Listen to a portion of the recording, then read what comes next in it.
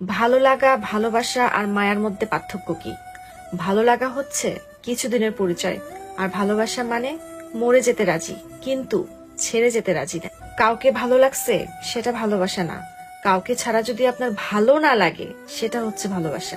ভালো লাগা থেকে আপনি একটা গোলাপ ফুলকে ছিঁড়ে আপনার কাছে রেখে দিতে পারেন, কিন্তু যখন একটা গোলাপ ফুলকে আপনি প্রতিদিন পানি দিলেন এবং যত্ন করলেন, সেটা হচ্ছে ভালোবাসা। তবে ভালোবাসা এবং প্রেমের মধ্যে সুন্দর একটা সম্পর্ক রয়েছে। ভালোবাসা মাঝে মাঝে একতরফা হয়, আর যখন দুজন দুজনকে ভালোবেসে ফেলে তখন সে ভালোবাসা প্রেমে পরিণত হয়।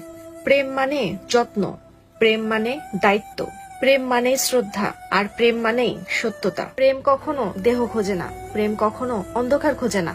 আর যদি কোনো প্রেম যৌনতা খোঁজে তাহলে সেটা প্রেম নয়, সেটা হচ্ছে লালসা।